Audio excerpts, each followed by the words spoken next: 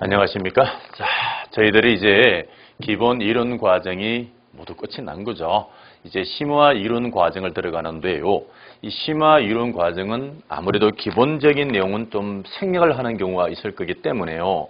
여러분들이 이 과정을 들으시다가 힘이 드신다 이러면은요, 기본 과정에 해당하는 예를 들어서 법률행위의 목적이다 그러면은요, 목적 파트에 있는 기본 이론을 한번 들으시고 이 심화를 또 들으셔야 됩니다. 아셨죠? 그렇게 가시는 게 훨씬 효과적이 될 겁니다.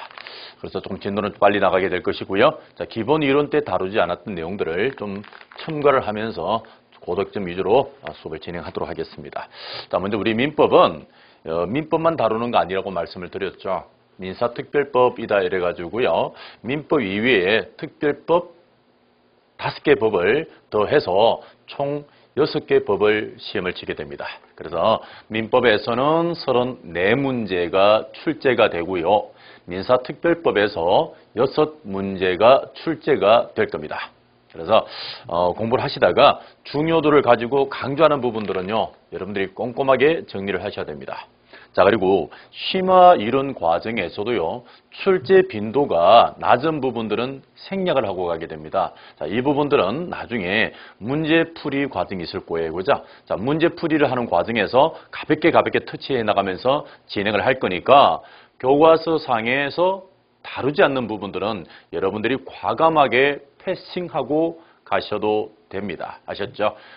제가 수업 시간에 다루지 않는 부분에 대해서 너무 민감하게 이건 왜 다뤄주지 않지? 라고 하지 마시라는 겁니다. 그러면요, 그 정도로 하려면 우리는요, 한 3년 정도를 공부를 해야 됩니다. 우리 중개사는요, 평균 60점만 넘으면 되는 과목이지 않습니까? 그렇죠? 60점 정도에 맞는 공부를 하시고 시험장 가셔서 쉽게 합격하시기 바랍니다. 너무 어려운 것까지 고민하셔서 고득점 하려고 하지 마세요. 자, 우리는요, 이 공부의 주력층들이 대개 30대, 40대, 50대예요. 20대에 또는 10대의 그 쌩쌩한 머리는 아니라는 얘기죠. 그죠? 예전에는 정말 기억도 잘했지만 지금은 퇴화되고 있죠. 그러니까 예전에 우리 머리의 탱크가 100이었다면 지금은 100이 안 됩니다. 그러니까 한 80 정도밖에 안 되기 때문에 80 정도밖에 되지 않는 탱크에다가 100개를 집어넣으려고 하게 되면요. 이건 과부하가 걸려가지고요. 오히려 에러가 나게 되어 있습니다. 그래서 적당한 양만큼은 집어넣으시라는 얘기죠. 자, 우리의 탱크는 80밖에 되지 않아요. 왜? 늘 제가 듣는 얘기는요. 선생님, 들을 때는 이해가 되는데 돌아서면 까먹어요. 그럼 제가 이렇게 대답을 해드리죠. 절대 뒤돌아서지 말라고 그러죠. 예. 자, 까먹을 수밖에 없어요. 그죠? 그런 우리의 머리에다가 기억력 좋은 때만 기억을 해서 많은 걸 하려고 하지 마시라는 얘기죠. 자, 우리의 탱크가 80밖에 되지 않으면 한 75 정도만 넣으세요. 너무 빡빡하게 넣게 되면 힘드시니까. 아셨죠? 그리고 늘 듣는 질문 중에 하나가 안 까먹는 방법이 어디 있느냐고. 까먹지 않는 방법. 없습니다, 여러분들. 사람은요, 반복적으로 학습을 하지 않는 한 누구나 까먹게 되어 있습니다. 자, 그러나 까먹지 않는 건 어떤 경우냐? 충격적인 반응이 있을 때예요. 너무 기분 좋은 일이라든가 너무 괴로운 일이 있게 되면 쉽게 까먹지는 않을 거예요. 근데 이 공부가요, 너무 즐겁거나 너무 괴롭거나 그렇지는 않을 것 아닙니까? 그러다 보니까 점점 까먹을 수밖에 없습니다. 자, 까먹지 않는 방법을 어떻게 하느냐? 자주 보는 수밖에 없어요. 그래서 여러분들이 자주 보시면서 내용을 숙지하셔야 됩니다. 자주 본다는 얘기는요, 읽어내는 텀이라고 그러죠. 기간을 짧게 가져야 됩니다. 자, 기본서를 한 번 읽는데 2달이 걸린 사람하고요. 자, 기본서를 한 번 읽는데 3주가 걸린 사람은, 그러면 3주밖에 걸리지 않은 사람은요, 2달 동안 3번 이상 읽어낸다는 얘기죠. 4번까지도 가능할 수도 있다는 얘기죠. 그러니까 천천히 꼼꼼하게 한 번을 읽는 것보다 그 기간 동안에 중요 키워드를 중심으로 자주 봐주세요. 그러면 여러분은 까먹을 일은 없을 겁니다. 자, 이제 민법 심화 이론 과정을 시작하도록 하겠습니다. 자, 우리가 배우는 이 민법은요, 가장 중요한 테마가 바로 법률 요건과 효과부터 시험에 나오게 되는데요. 요건 기본서 52페이지에 나와 있는 내용들이 될 겁니다. 자, 우리는 최종 결과를 보는 거죠. 우리의 최종 결과가 뭐냐면 법률 효과예요. 그렇죠? 우리는 법률 효과입니다. 자, 법률 효과란 것은요, 권리와 의무를 다루고 있는 겁니다. 앞으로 여러분 기본수를 보시다 보면 지상권의 효력이란 말 나오죠. 그 뭘 말하느냐면요. 지상권자의 권리, 지상권자의 의무 이런 게 나올 겁니다. 그러면 유치권의 효력이란 파트가 나오게 되겠네요. 그죠? 그럼 거기 뭐가 나올까요? 유치권자의 권리, 유치권자의 의무라는 것에 대해서 나오게 될 거예요. 자, 그러면 전세권의 효력 파트에는 어떤 내용들이 나올까요? 당근이지. 전세권자의 권리, 전세권자의 의무 이렇게 배우게 되는 겁니다. 그러면 법률 효과가 발생하면 우리는 뭐라고 그러고요? 유효라고 얘기를 하게 되고요. 자, 법률 효과가 발생하지 않는 걸 우리는 뭐라고 부르느냐? 무효라고 얘기를 합니다. 그러면 유효는요, 권리와 의무가 있다라는 뜻이 되는 것이고요. 무효는 권리와 의무가 없다라는 뜻이 되는 겁니다. 그러니까 갑이라는 사람과 을이라는 사람이 매매 계약을 했는데 이 계약이 유효면 돈 받을 권리 있습니다. 돈 줄 의무 있습니다. 집 받을 권리 있습니다. 집을 줄 의무 있는 거죠. 그럼 반면에 그 계약이 무효가 되었다면 돈 받을 권리 없습니다. 돈 줄 의무 없다 이렇게 가는 거거든요. 자, 그렇게 정리하실 거라고. 자, 그런데 모든 일에 결과가 있다면 원인이 꼭 있겠죠. 그죠? 그 원인을 우리는 뭐라고 부르느냐? 법률 요건이라고 부르게 됩니다. 자, 법에 정해져 있기 때문에 권리 변동이 일어나는 경우도 있고요. 자, 법률에 정해진 건 아닌데요. 당사자가 어떤 액션을 하는 거예요. 그럼 예를 들어서 매매 계약을 하는 것들이 되겠죠. 그죠? 뭐를 하거나 매매 계약을 하거나 임대차 계약을 했기 때문에 권리가 생기는 거죠. 오케이? 그러면 법률 규정은요. 이거는 자동적으로 그렇게 변동될 수밖에 없는 겁니다. 그런 반면에 법률에게는 뭐예요? 내가 원했던 결과인가요? 원했던 결과를 가져가려면 내가 뭔가를 액션을 취하라는 얘기죠. 매매를 계약을 해라. 임대차 계약을 해라. 뭐 증여를 해라. 뭘 하라는 얘기거든요. 그래야 권리가 생기는 것들입니다. 그래서 수많은 법률 행위들이 있습니다. 매매도 그렇고요. 임대차도 그렇고요. 그럼 예를 들어서 교환도 그렇고요. 증여도 그렇고요. 그리고 유언도 그렇고요. 오케이?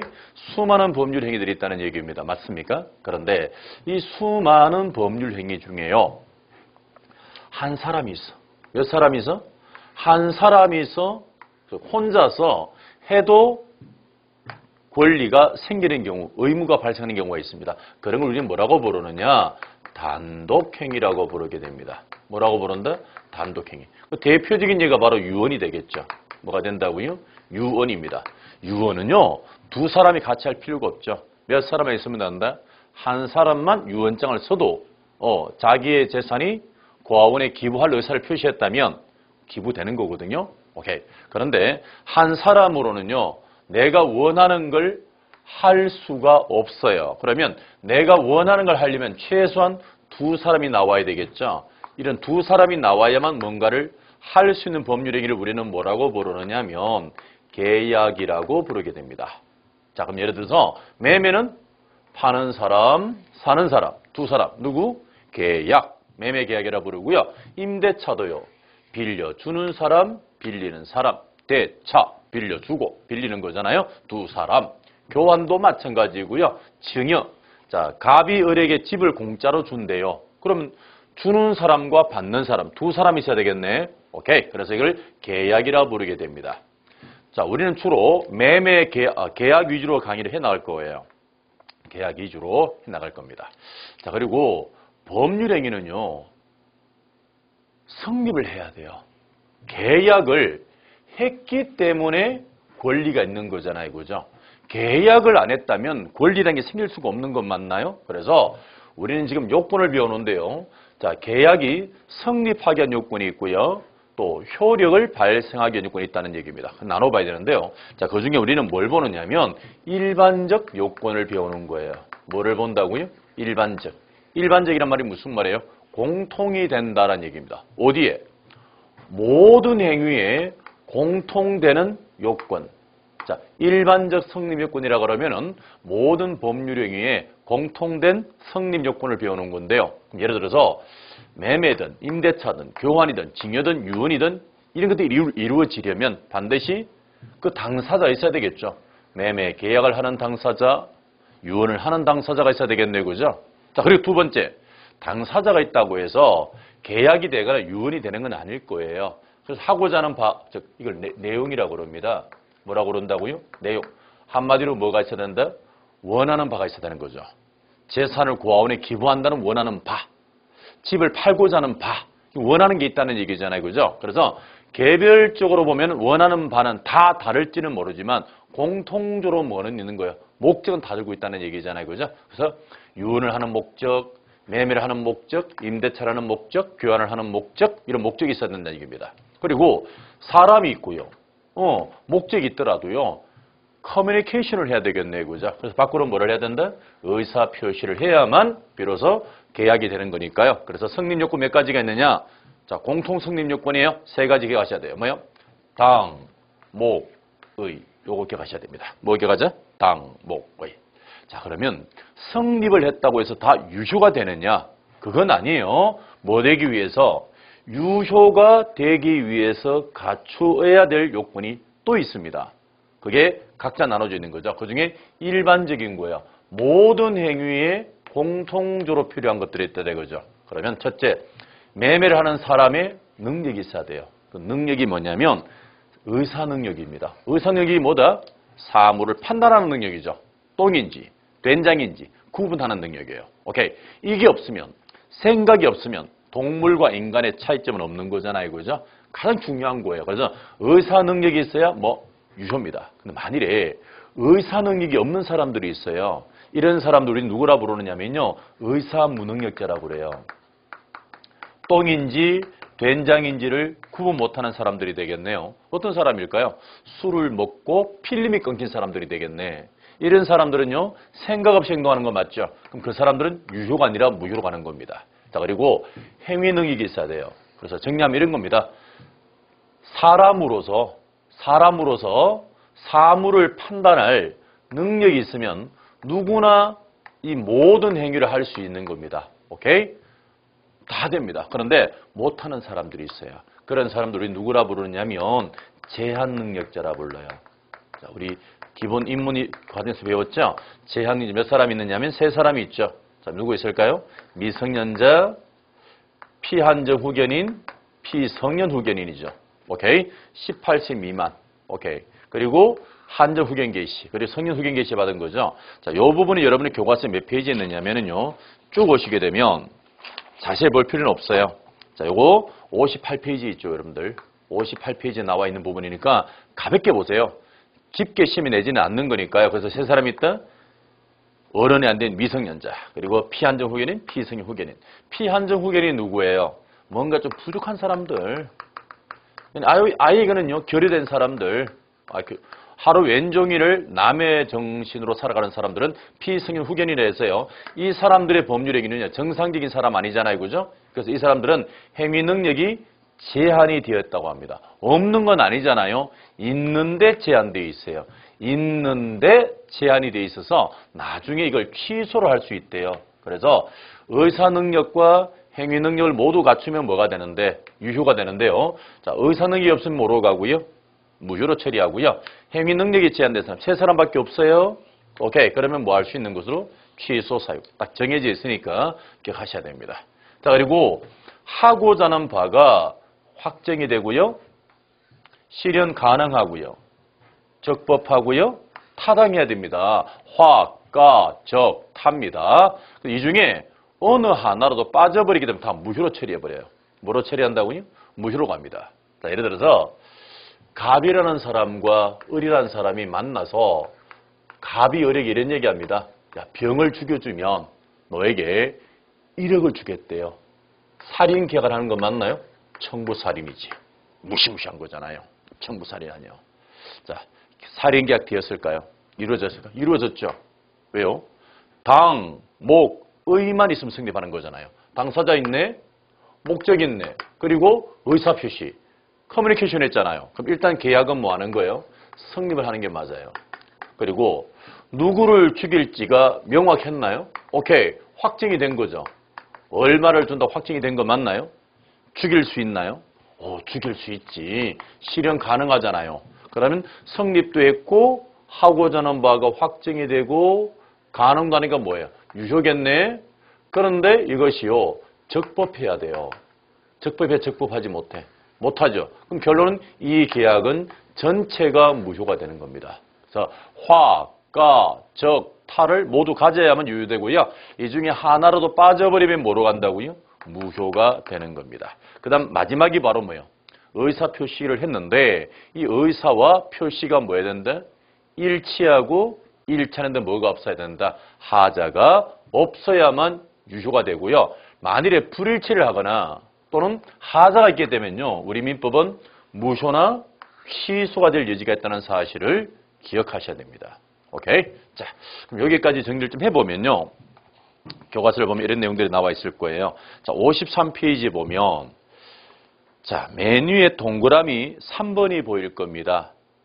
의사 표시가 무효 취소되면 법률행위도 당연히 무효 취소된다. 맞죠? 사람은 행동을 하는 사람이기 때문에요.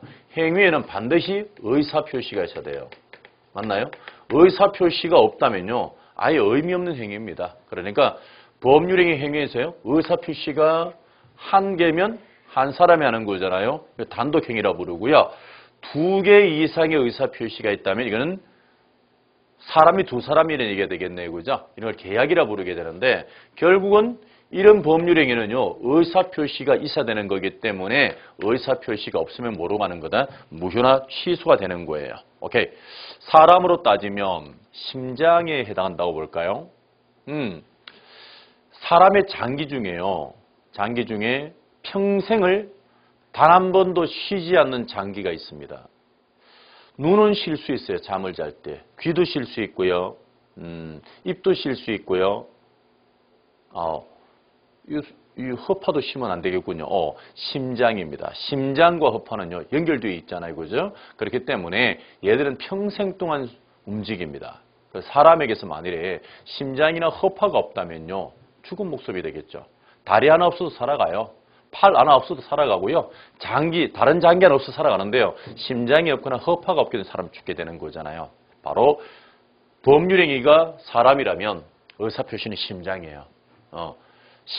심장 없는 사람이 있을 수가 없는 거거든요. 그래서 의사표시 없는 법률행위는 있을 수가 없다는 얘기입니다. 오케이? 자, 02번 내려오시면 법률행위 요건에 보면 일반적 성력, 당, 목, 의가 나와 있을 것이고요. 자, 54페이지 넘어가게 되면 일반적 효력 요건 나와 있나요? 1번에 보니까 당사자에게 능력, 의사 능력, 행위 능력이 있고요. 화, 가, 적, 타, 그리고 의사와 표시가 일치하고 일치하는데 뭐가 없어라? 하자가 없으라고 되어 있을 겁니다. 자, 이제 양과로 2번에 특별 효력 요건 나와 있죠. 요거는 체크하셔야 됩니다. 자, 공통 요건이 아니라 특별한 곳에 거기에만 필요한 거예요. 다른 곳에 가면 없어요. 거기에만 필요한 거예요. 오케이? 그럼 예를 들어서 거기 2번에 밑줄 긋습니다. 대리권의 존재, 밑줄. 그다음 둘째 줄입니다. 조건의 성취, 기한의 도래, 밑줄 그으시고요. 또 여백이 하나 더 적겠습니다. 토지, 거래, 허가에 관한 내용입니다. 무엇에 관한 것? 토지, 거래, 허가에 관한 내용입니다. 자, 이런 것들은요. 모든 행위에 공통되는 효력 요건이 아니라 거기에만 필요한 요건이 되는 건 맞나요? 자, 예를 들어서 대리권이 있으면요. 대리인이 계약을 했는데 대리권이 있으면 이걸 유권 대리라고 그러고요. 유효가 되는 거고요. 대리권이 없잖아요. 무권 대리라고 그래요. 무권 대리면 그 계약은 뭐다? 무효입니다. 계약을 해도 성립은 해도요. 그 계약이 무효가 되는 거죠. 그러면 대리권은 효력에 관한 요건이 되는 것이고요. 모든 행위에 대리권이 필요한 건 아니죠. 그럼 언제만 대리권이 있으면 됩니까? 대리권을 줬을 때만 대리권이 있으면 되는 거지 일반적으로 대리를 하지 않는 경우는 대리권이 필요 없지 않습니까? 그래서 공통적인 것이 아니라 대리에만 필요한 요건이 되는 겁니다. 그래서 조건기한도 마찬가지고요. 토지거래 허가지역도 마찬가지가 되겠죠. 자, 토지거래 허가지역에서요. 허가를 받기 전이면 그 계약은 무효입니다. 그런데 나중에 뭐를 받으면 허가를 받으면 뭐가 되고 유효가 되고 허가를 못 받으면 뭐로 가는 거예요? 무효가 되거든요. 그럼 허가는 뭐다? 성립 요건이 아니에요. 이미 계약을 했는데 유효가 되느냐 무효가 되느냐에 관한 효력 요건이고요. 모든 지역이 허가지역으로 묶인 건 아니잖아요.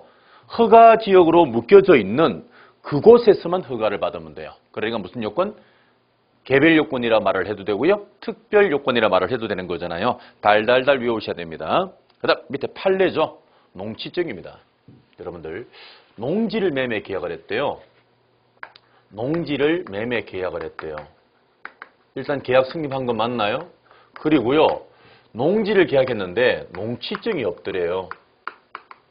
농지증은 뭐냐면 농지 취득 자격 증명이라고 해가지고요.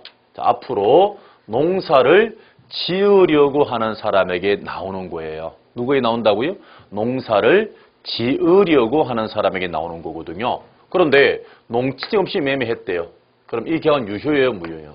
유효입니다. 그러니까 농지증은 효력 요건이 아니라는 얘기입니다. 효력 요건이 아니라는 겁니다. 아셨습니까? 농지증 없어도 매매 계약할 수 있고요. 유효고요. 다만 등기할 때 필요한 서류에 불과한 것이지 농지증이 없다고 해서 매매 계약이 무효가 되는 건 아니라는 걸 알고 계셔야 됩니다. 자, 쉽게 예를 해드릴게요. 갑이라는 사람과 을이라는 사람이 자동차 매매 계약을 했대요. 자동차 매매 계약을 했대요. 자, 근데 이 사람은요, 운전면허증이 없어요. 운전면허증이 없어요. 자동차 매매할 수 있을까 없을까? 여러분 차 없어도 매매 계약해요. 그럼 이 매매 계약했으면 자, 을이 갑에게 돈 주잖아요. 얘는 차 줄 의무 있다 없다? 차 줘야 됩니다. 그럼 한마디로 뭐와 뭐가 있는 거예요? 권리와 의무가 있는 거죠. 다만 농지증이 없다 보니까 자기가 집은 가져가지만 자동차 등록이 안 되는 거예요.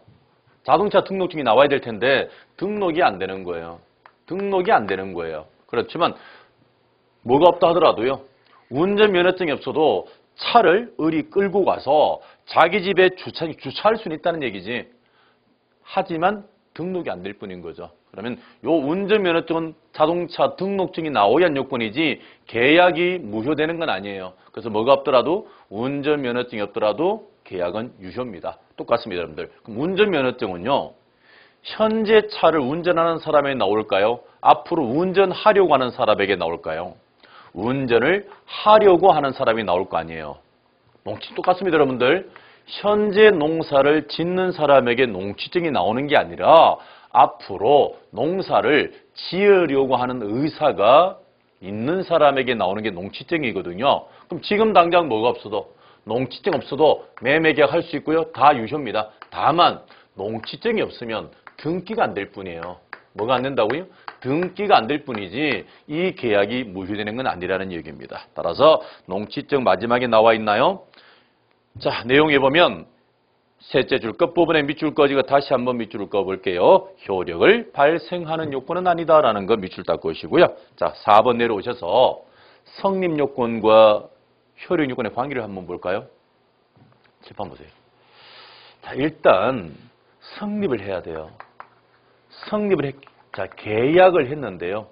계약을 했는데 그 계약이 모든 요건을 갖추면 뭐로 가고 유효고요. 갖추지 못하면 뭐 된다? 무효가 되거나 아니면 전학을 오는 애들이 있어요. 취소를 할 수 있대요. 취소는요. 취소하는 거니까 있던 효력을 사라지게 할 수도 있는 건 맞나요? 뒤집는 거거든요. 그러면 무효나 취소는 뭐를 전제로 하느냐면 성립을 전제로 하는 단어죠. 만일에 계약 자체가 애초부터 뭐 하지 않았대요? 계약 자체가 안 된 거예요. 갑과 을이 만난 적이 없어요. 갑과 을이 만난 적이 없대. 즉 계약을 한 적이 없대요. 그럼 그 계약이 유효다 무효다 말할 필요가 없다는 얘기죠. 그럼 무효와 유효는 언제를 전제로 한다? 성립을 했다는 전제죠. 사람으로 따지면 사람이 태어나야 착한 애, 나쁜 애, 뒤집어지는 애 이렇게 나눌 수 있고요. 애초부터 뭐 하지도 않았대? 태어나지도 않았대. 착한 애, 나쁜 애 구분이 안 된다는 얘기예요. 아셨죠? 그래서 반드시 뭐 태어나야 되는 얘기입니다. 그래서 밑에 내려오시면 4번의 양보라 1번이네요. 둘째 줄 끝부분 밑줄 긋습니다.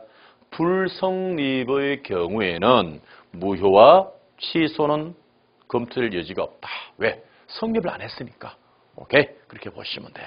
자, 55페이지 오셔서 단독행위가 있고요. 계약이 있을 거예요. 그죠? 자, 가볍게 보세요. 됐습니다. 자, 뒤로 쭉 넘기겠습니다. 57페이지로 오시면 당사자 우리가 본 거죠. 의사 능력이 있고 뭐가 있어라? 행위 능력이 있어라. 의사 능력이 없으면 뭐로 가고요? 무효로 가고요.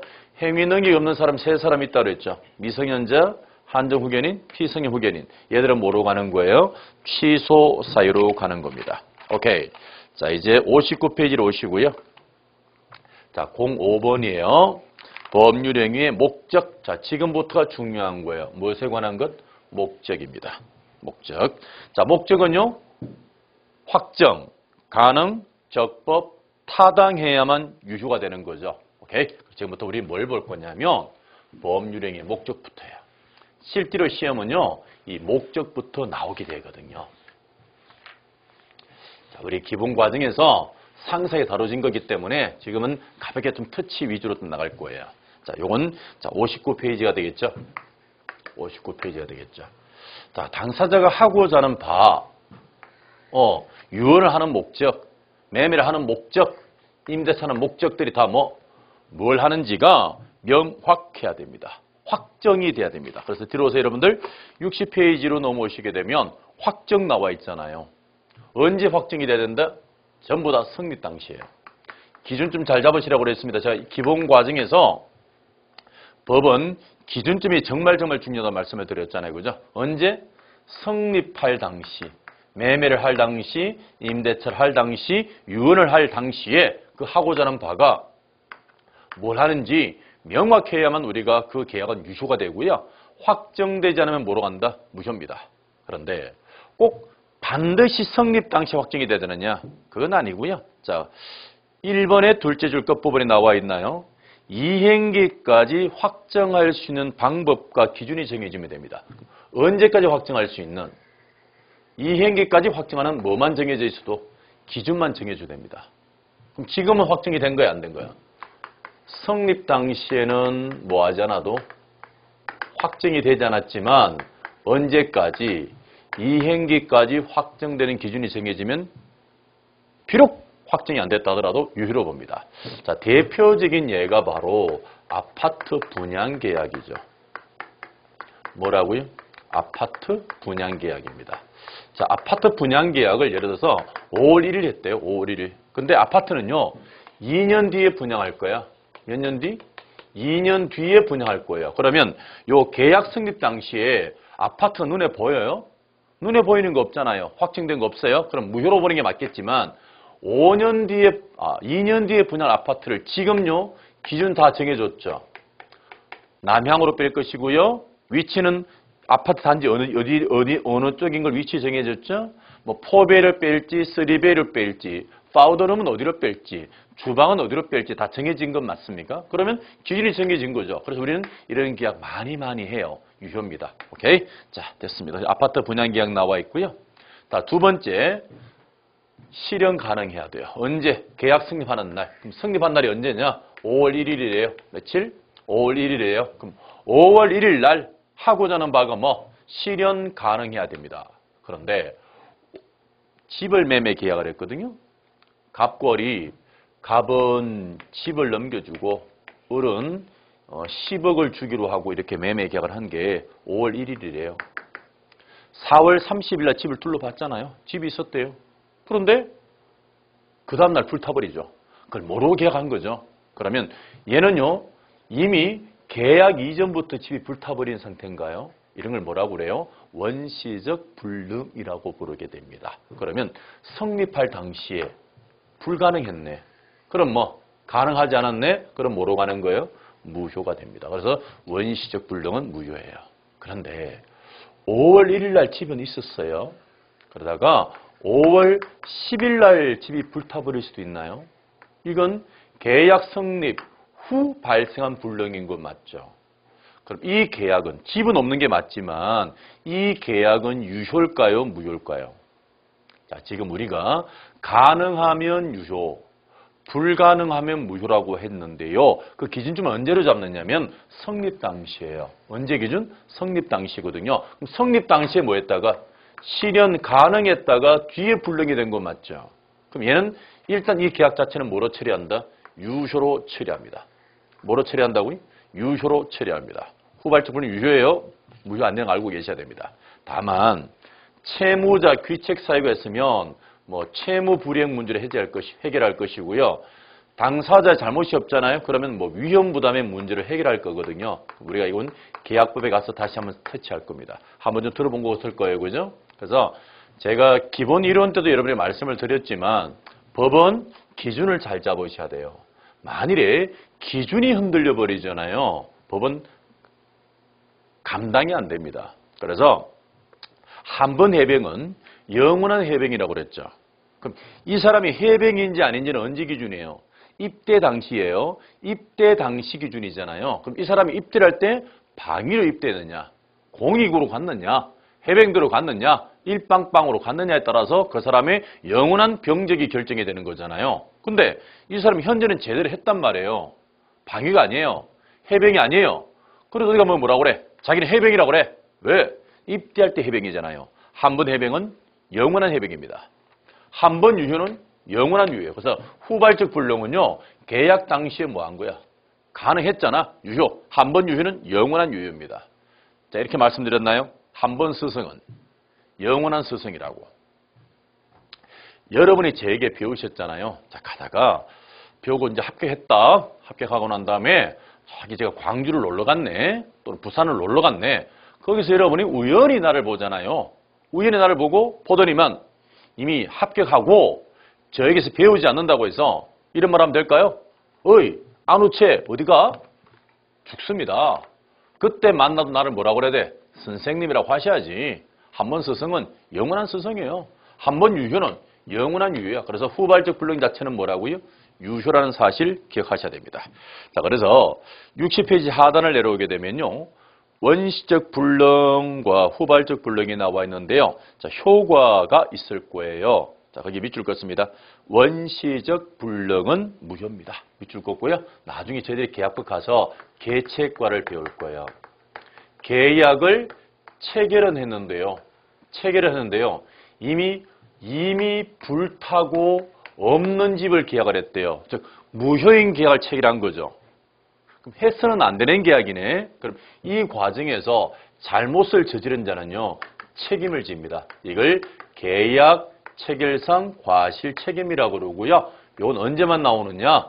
원시적 불능에만 나올 거예요. 자, 계약법에서 다시 한번 터치하도록 하겠습니다. 오케이. 자, 후발적 61페이지로 오시고요. 자, 후발적 불능 이렇게 나와 있는데 동그라미 3번을 내려가게 됩니다. 제목이 뭐라고 되어 있나요? 해제 전까지는 일단 유효다 이렇게 되어 있는 거 보이시죠? 일단 유효입니다. 그래서 바로 위로 올라오셔서 동그라미 2번에 효과 보이세요? 효과를 보니까 무슨 말인지는 몰라도 채무 불이행과 위험 부담으로 해결한다. 그래서 여러분들 앞으로 무슨 말인지는 몰라도요.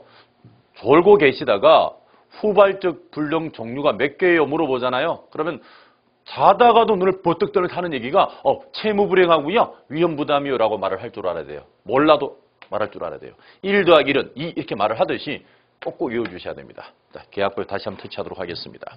오케이. 자, 62페이지로 오시게 되면 목적에 적법이 나와 있네요. 자, 하고자 하는 바가 뭐 해야 된다? 법률에 적합해야 됩니다. 뭐 해야 된다고요? 적합해야 됩니다. 근데 법은 종류가 두 종류예요. 강행법규라는 게 있고요. 임의법규라는 게 있습니다. 강행법규는 말 그대로 뭐예요? 반드시 따라야 돼요. 반드시 따라야 돼. 근데 임의법규는요. 내 마음대로 해도 되는 거야. 꼭 따르지 않아도 되는 법이거든요. 그래서 만일에 특약을 했대요. 요 특약이 뭐냐면 법률 규정과 다른 약정을 했다는 거죠. 그럼 다른 약정을 했다는 거는 법을 따라간 거야, 위반한 거야? 위반했다는 뜻이 되겠네요. 그죠? 자, 위반을 했는데요. 강행법규는요. 위반하면 안 돼요. 위반하면 무효예요. 아셨죠? 근데 임의규정은요. 위반해도 된대요. 네 임의대로 해라 그지? 네 마음대로 해라 이거예요. 네 마음대로. 이게 임의잖아요. 그죠? 그러니까 위반해도 괜찮대요. 오케이? 괜찮대요. 임의규정이라고 그럽니다. 그래서 저희들이 나중에 배우겠지만 계약법에 나와 있는 내용들은요. 어디에 나와 있는 내용들? 계약법에 나와 있는 거는요. 딱 그대로예요. 계약을 다루는 법이니까 계약이 우선이에요. 법보다도 계약을 따라가는 거예요. 계약대로 가는 거죠. 그래서 법을 무시해도 괜찮대요. 그런데 물권법 있죠, 여러분들. 물권법. 물권 법정주의라는 게 있거든요. 자, 요거는 물권에 관한 질서를 다루고 있는 거고요. 우리 민법 제 185조에서 물권법을 위반하면 뭐로 간다? 무효가 된다 이렇게 정의되어 있거든요. 그래서 강행규정이냐 임의규정이냐 꼭 구분해내는 게 중요합니다. 그럼 시험은요. 물권법이 강행규정이라는 걸 시험 잘 내지는 않겠죠. 계약법이 임의규정이다 잘 내지 않습니다. 왜? 당연한 거잖아요. 저는 남자일까요? 여자일까요? 저 남자예요. 어디 가도 남자야. 굳이 제가 남자란 말할 필요가 없는 거잖아요. 당연한 건 시험에 내지 않습니다. 그럼 뭘 시험에 내느냐? 물권법 중에도 임의규정들이 있단 말이에요. 오케이? 자, 그런 걸 외우셔야 되고요. 자, 계약법 중에도 강행규정이 있거든요. 그런 걸 외우는 거죠. 그래서 지금은 제가 상세하게 설명해 드릴 수가 없고요. 결론만 정리하고 갈게요, 여러분들. 자, 물권법에서 강행규정이요. 저유비 관상입니다. 저유비의 관상이에요. 여러분 삼국지 보셨죠? 삼국지 보셨잖아. 삼국지의 주인공이 누구냐면 조조예요. 조조가 삼국을 혼란스러웠던 나라를 통일하는 거잖아요. 그럼 조조의 말이 법이에요. 위반하면 안 돼요. 근데 유비는요. 슬슬히 역사의 뒤에로 사라졌잖아요. 그러니까 유비는요. 임의규정이야. 그 사람들이 그렇게 하죠. 저 유비 관상 좀 봐. 좀 무시할 수 있다는 얘기예요. 꼭 따르지 않아도 돼. 저 유비 관상은 무슨 규정? 임의규정이에요. 어디에 있지만 물권법에 있지만. 그래서 나중에 제가 물권법을 하면서 다시 한번 상세히 설명하겠지만 이거는 저당권의 효력이에요. 저당권의 효력은요. 자, 부합물 종물에 미치는데 특약으로 안 미치게 할 수 있대요. 자, 이거는 유치권이에요. 유치권은요. 임의규정이에요. 배제가 가능해요. 그 다음 물권법에 나오는 비용청구권에 관한 규정이에요. 무엇에 관한 것? 비용청구에 관한 규정은 다 임의규정이에요. 그 다음 관습법상 법정지상권이에요. 관습법상 법정지상권도 임의규정입니다. 상은요. 상린관계예요. 이웃하는 사람과의 관계를 다루고 있는 거죠. 이 상린관계는 물권법에 있지만 무슨 규정? 임의규정입니다. 그래서 여러분들 교과서 63페이지를 보시면요. 동그라미 1번에 강행규정이라 되어 있고요. 자, 두 번째 칸에 가니까 물권법 나와 있나요? 물권법은 주로 무슨 규정인데? 강행규정 맞아요? 근데 2번 내려갈게요. 임의규정이 있나요? 임의규정의 물권법 파트에 보니까 상린관계, 유치권, 저당권의 효력의 배제. 이거 중요한 거거든요. 여기 있잖아요. 지금 여기 있는 게 3개가 나왔죠. 상린관계 나왔잖아요. 그 다음 또 뭐 나왔어요? 유치권 나왔네요. 그 다음 저당권 효력 나왔잖아요. 2개 더 집어내면 되겠죠? 저유비관상입니다. 오케이? 자, 정리하시고요. 자, 그리고 계약법은 주로 임의규정인데요. 여기도 무슨 규정이 있다? 강행규정이 있습니다. 뭔지 몰라도 외우세요. 매해 2차입니다. 매해 2차만 철회. 중개사 시험을 돌아버리지. 근데 하래. 그럼 해야지. 내 멋대로 못해요. 내 멋대로 하면은 그 임의규정인데 내 멋대로 못해요. 매해 2차입니다. 자, 이거 제가 나중에 다시 한번 상세히 설명해 드리겠지만 요거 매수청구권이에요. 지상물 매수청구권, 부소물 매수청구권 같은 것들이에요. 아셨죠? 요거 강행규정입니다. 자, 그리고 해지통구라는 게 있어요. 요것도 강행규정이에요. 그 다음 이익이 차익 면치하면 내보내는 거예요. 요것도 강행규정입니다. 아셨죠? 오케이. 그 다음 차임증감 청구예요. 뭐라고요? 차임증감 청구도 무슨 규정? 강행규정입니다. 너무 많기는 개똥이 많아요. 하세요. 매해 2차입니다. 오케이? 그래서 하나하나 정리를 해내시기 바랍니다. 오케이? 그래서 교과서를 보시면요. 거기 강행규정 파트가 있죠. 63페이지. 거기 세 번째 칸에 보니까 채권편 및 민사특별법에 이래 가지고요.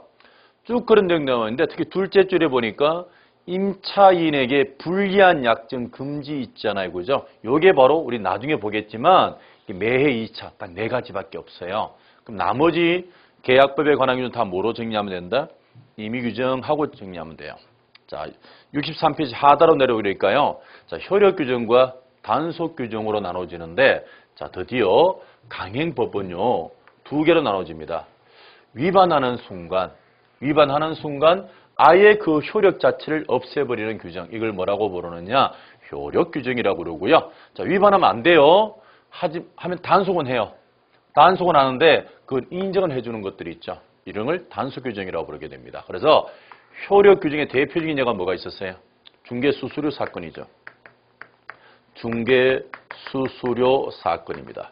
요건요, 법정 수수료가 만일에 80만 원 정해졌대요. 요거 수수료 초과해서 받으면 안 됩니다.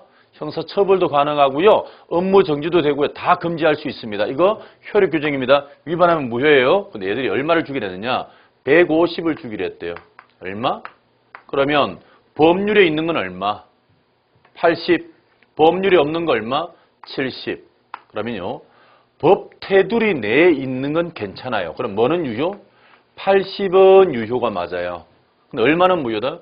70만 원은 무효가 됩니다. 그럼 결론은요. 아직 수수료를 주기 전이라면 80만 원은 줘야 돼요. 근데 70만 원은 안 줘도 돼요. 근데 이 사람이 150을 다 줬대요. 근데 그중에 줘야 될 걸 준 거는 못 돌려받아. 이건 반환이 안 돼요. 하지만 줄 필요 없는 거 있죠. 요거는 반환이 됩니다. 그래서 수수료는요. 초과 부분은 무효로 처리합니다. 돌려받는 것, 못 돌려받는 것. 돌려받는 것으로 처리할 거예요. 그걸 우리가 어떻게 구분해? 그냥 법은 정해진 대로 가야 되기 때문에 그냥 들이대고 외우세요. 아, 수수료는 효력 규정이구나. 수수료는 효력 규정이구나. 수수료는 효력 규정이구나. 오케이? 따라서 전부 무효가 아니라 뭐 초과되는 수수료는 무효구나 라고 정리하시라는 얘기입니다. 그래서 여러분들 64페이지를 가시면 맨 위에 판례가 보이실 거예요. 판례 1번이 바로 방금 설명드린 거죠. 따라서 동그라미 1번 첫째 줄 끝부분에 부동산 중개 수수료 약정 밑줄 긋고요. 둘째 줄에 초과하는 부분은 무효 밑줄을 긋고요. 무효란 글자에 동그라미 치시고 반환이라고 적어 놓으세요. 자, 그래서 정리 좀 하고 가겠습니다.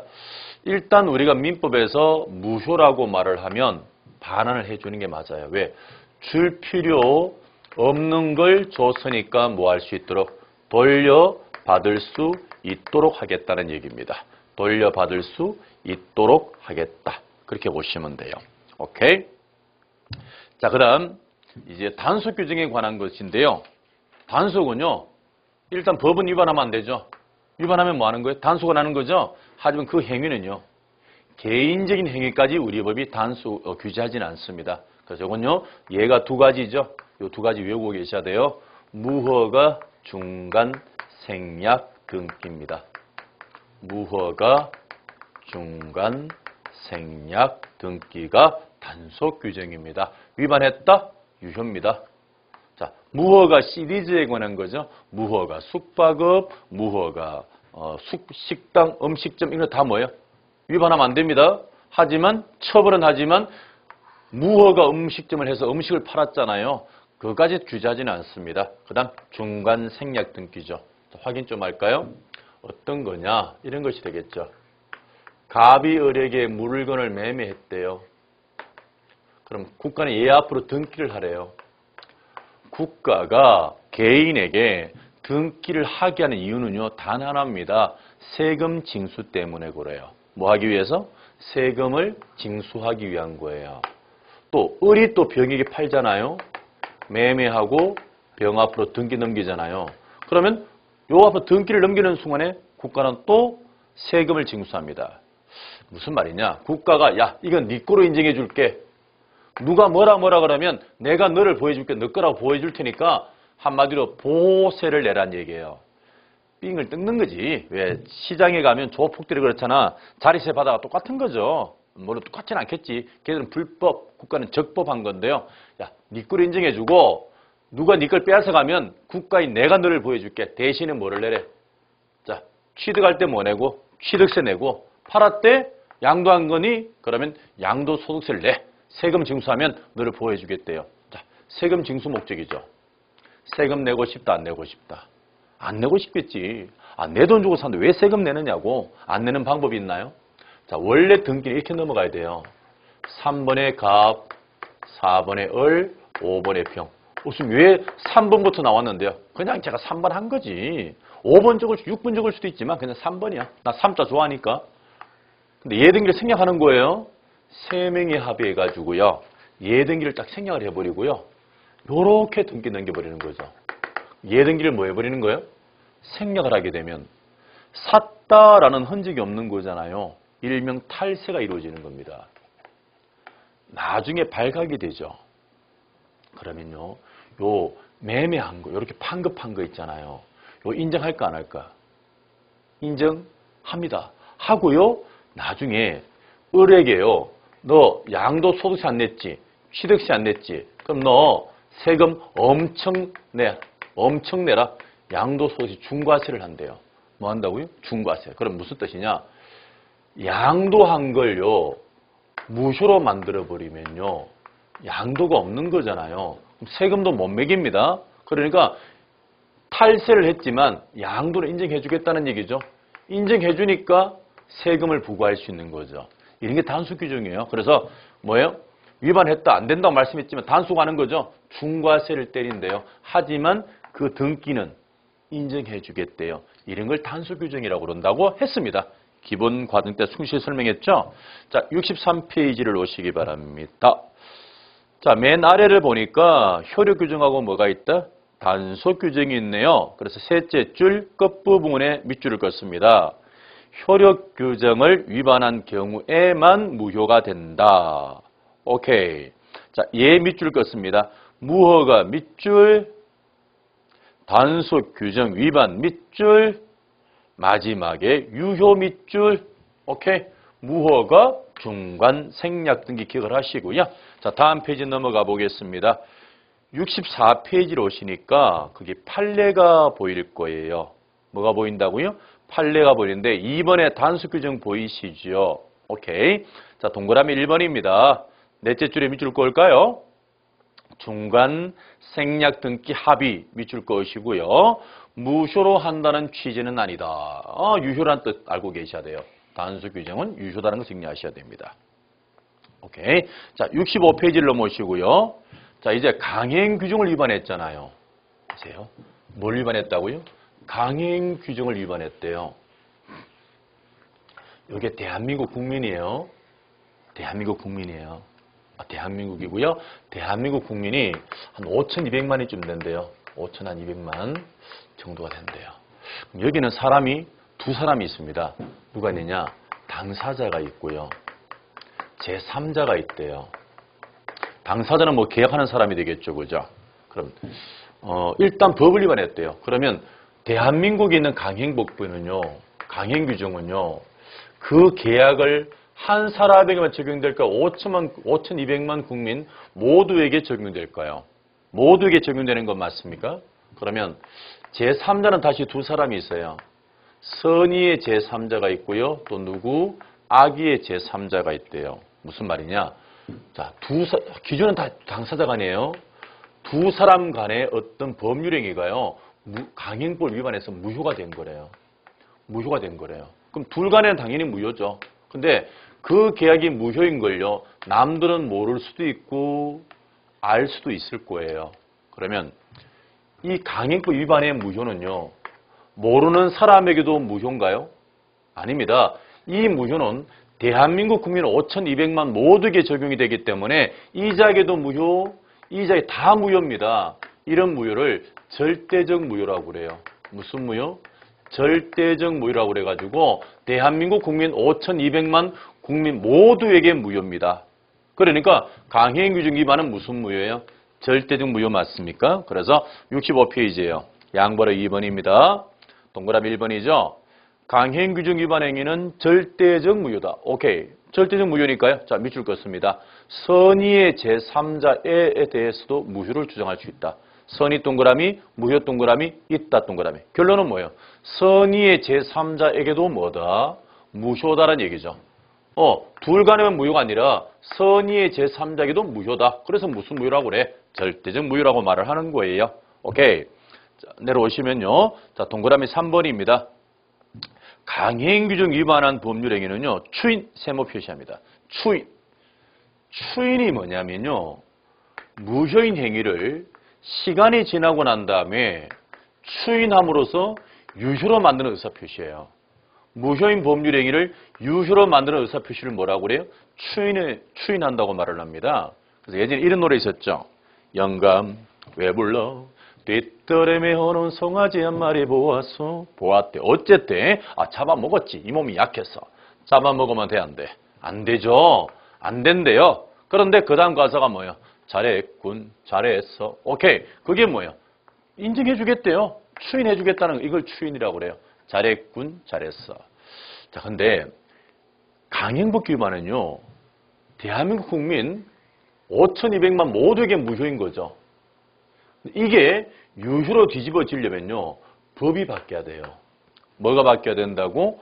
법이 바뀌어야 돼요. 만일에 뭐가 바뀌지 않으면 법이 바뀌지 않은 한도 내에서는요. 개인이 아무리 뭘 했다 하더라도 추인해도 유효가 안 됩니다. 자, 아까 수수료 약정이 있었죠. 우리 법인 얼마만 받으라? 80만 원만 받아라. 근데 얼마 약정한 거예요? 70만 약정한 건 맞아요? 이거는요. 아예 무효입니다. 법이 개정이 되지 않는 이건 무효거든요. 근데 당사자가요. 아이, 너 해. 괜찮아. 너 해. 둘이 추인했대요. 되나요? 법이 바뀌지 않으면 유효될 수 없다고 말씀드렸다니까. 절대 추인 안 됩니다. 오케이? 그 다음 4번입니다. 자, 밑줄 거세요. 강행규정 위반 밑줄 껐고요. 둘째 줄 끝부분 마지막 줄이네. 반환 청구 밑줄 껐습니다. 여긴 여러분들 수수료 강행규정 맞죠? 반환이 되는 겁니다. 자, 여러분들 아직도 기본적인 내용이 숙지되어 있지 않는 분들은 이거 외워주셔야 돼요. 무효는 반환이 된다라고 외우시라고요. 무효는 반환이에요. 줄 필요 없는 거잖아요. 준 건 돌려받는 거예요. 자, 공부를 어설프게 하다 보면 무효는 못 돌려받는다라고 생각하는 경우가 있는데 그렇지 않습니다. 아시겠어요? 돌려받는 거예요. 오케이. 자, 정리하시고 이제 66페이지를 넘어갑니다. 목적의 사회적 타당성에 관한 거예요. 사회 질서 위반에 관한 것이고요. 자, 이제 우리는 무효인 걸 배울 거예요. 오케이. 자, 이번 시간 여기까지 정리하고요. 자, 다음 시간에 사회 타당성. 거의 매년 한두 문제 출제이기 때문에 신경 쓰셔야 돼요. 자, 다음 시간에 뵙겠습니다.